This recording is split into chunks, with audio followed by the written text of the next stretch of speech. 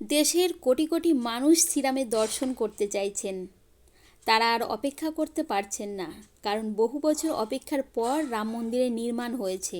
তাই দেশের মানুষের সাথে সাথে বিদেশ থেকেও বহু মানুষ আসবেন প্রভু শ্রীরামের দর্শন করতে। 22শে জানুয়ারি শুভ মুহূর্তে মন্দিরের প্রতিষ্ঠার পর প্রভু শ্রী রাম মন্দিরের গর্ভগৃহে বিরাজমান হবেন।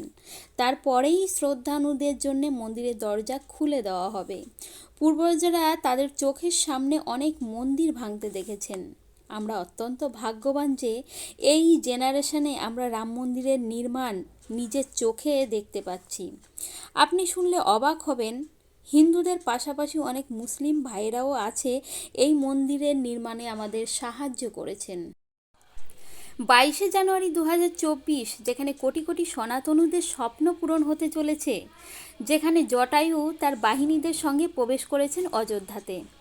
এটাকে চমৎকার বলবেন না কোইন্সিডেন্ট? ঘটনাটা শুনতে বেশ অদ্ভুত লাগলেও ঘটনাটি সম্পূর্ণ সত্য। শক্তিশালী পাখি ও পরিবেশের বন্ধু হলো শকুন। রামায়ণে যখন মাতা সীতাকে হরণ করে নিয়ে যাচ্ছিলেন, রাবণ তখন জটায়ুই সর্বপ্রথম আটকানোর চেষ্টা করেছিলেন। তারপর রাবণের সঙ্গে তার ভয়ঙ্কর যুদ্ধ হয়। তারপর জটায়ুর উপরে অগ্নিবাণ চালায় রাবণ, তার ফলে আহত হন জটায়ু। অযোধ্যার মিল্কিপুর এলাকায় ধরলি গ্রামে জটায়ু তার বংশধরকে দেখতে পাওয়া যায়। এছাড়াও রাম মন্দিরের দেখতে এসেছেন অনেক হনুমানজির দল। আমরা জানি রামায়ণের অন্যতম অবদান হলো বজরংবলী মানে হনুমান। আমাদের সীতামাকে উদ্ধার করতে তার অবদানের শেষ নেই, যেটা আমরা সবাই জানি। এছাড়াও 22শে জানুয়ারি এই দিনটার জন্যে পুরো দেশবাসী আনন্দে মেতে উঠেছে। এই মন্দিরের জন্যে কোথা থেকে কি কি জিনিস এসেছে চলুন আমরা একটু জেনে নিই। রামেশ্বরম তামিলনাড়ু থেকে এসেছে এক ঘণ্টা, যার ওজন 600 কিলো। এই ঘণ্টা অষ্টধাতু দিয়ে তৈরি করা হয়েছে। 400রও বেশি কর্মচারী দিন রাত এক করে দিয়ে এই ঘণ্টা তৈরি করেছেন, যেখানে লেখা আছে জয় শ্রীরাম। এছাড়া 1100 কিলো পঞ্চধাতুর তৈরি দীপক 9.5 ফুট উঁচু, 8.5 ফুট গভীর, যেখানে 851 কিলো ঘি বা তেল ধারণ করতে পারে। তাছাড়া গুজরাটের বড়োদরা থেকে এসেছে 108 ফুট ধূপকাঠি, যেটা তৈরি করতে 3610 কিলো নানা রকমের পুজো সামগ্রী দিয়ে তৈরি করা হয়েছে, যেটা তৈরি হতে 6 মাস সময় লেগেছে। বলা হয়েছে যে একটানা 1.5 মাস ধরে এটা জ্বলবে, আর এর সুগন্ধ কয়েক কিলোমিটার পর্যন্ত পৌঁছে যাবে। তাছাড়া নেপালের জনকপুর থেকে মা সীতার জন্মভূমি থেকে 3000 উপহার এসেছেন 30টি গাড়ি করে। এই উপহারের মধ্যে আছে নানা রকমের সোনা রূপা মালা হার কলসি, নানা রকমের জিনিস আছে। তাছাড়াও বন্ধুরা, রাম মন্দিরের জন্য স্পেশাল ঘড়ি তৈরি করা হয়েছে।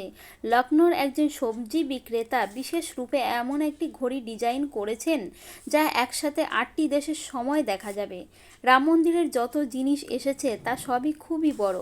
রাম মন্দিরের একটা তালা ও চাবি পৌঁছেছে, যা সাইজ জানলে চমকে যাবেন।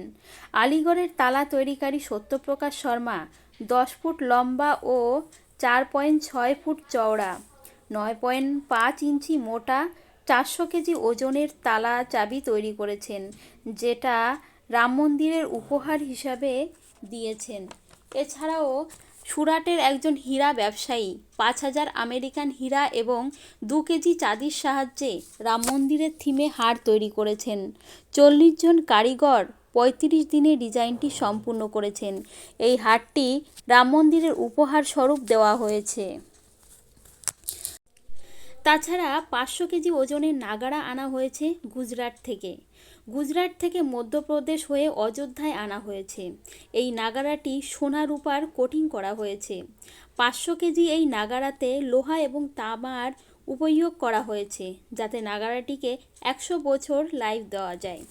তাছাড়াও অযোধ্যার রাম মন্দিরের চূড়ার ধ্বজ সোমবার অযোধ্যাতে পৌঁছেছে। এই ধ্বজ দণ্ডটি রাম মন্দিরের 161 ফুট উঁচু চূড়ায় লাগানো হবে।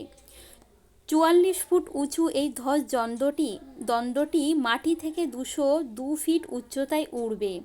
22শে জানুয়ারি প্রধানমন্ত্রী এই ধ্বজ দণ্ডটিতে ধর্মধ্বজা লাগাবেন।